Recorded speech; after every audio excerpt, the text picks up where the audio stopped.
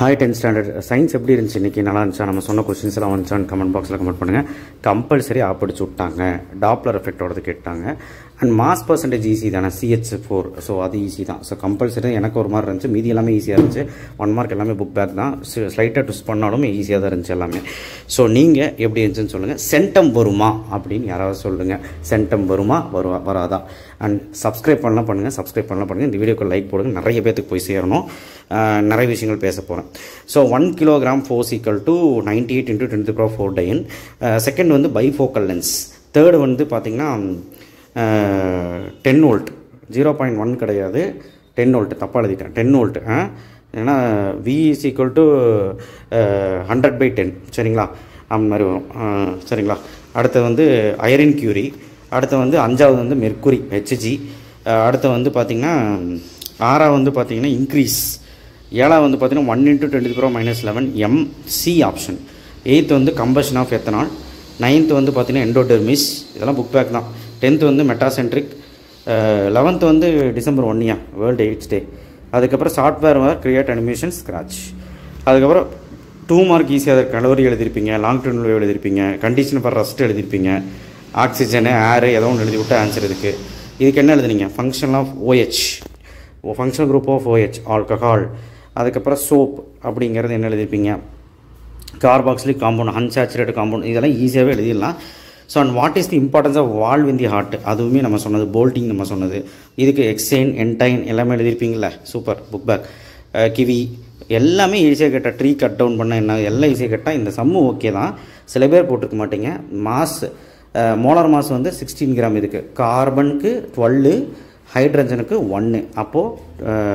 hydrogen வந்து 4 இங்கே இருக்குது 4 மோல்ஸு அப்போ 12 + 4 16 கிராம் அதுக்கப்புறம் கார்பனோட பர்சன்டேஜ் கண்டுபிடிக்கிறதுக்கு 12/16 × 100 75% அதே மாதிரி ஹைட்ரஜனுக்கும் 75% அந்த மாதிரி பார்த்துக்கோங்க 4/16 × 100 ஓகேவா ஸோ அந்த மாதிரி நீங்கள் போடணும் ஈஸியான 2 மார்க் தான் ஐடியல் கேஸ் ஈக்குவேஷன் போட்டிங்களா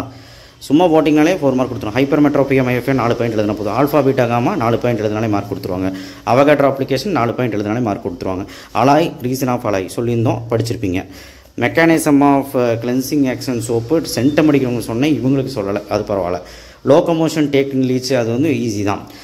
ஸ்ட்ரக்சர் ஆஃப் நியூரான் வரைஞ்சாலே 2 மார்க் கொடுத்துருவாங்க சரிங்களா நீங்கள் ஒரு நியூரானை பற்றி ஒரு 4-5 பாயிண்ட் நல்லா டென்ட்ரான் ஆக்ஸான் இந்த மாதிரி டென்ட்ரிஸ் ஏதாவது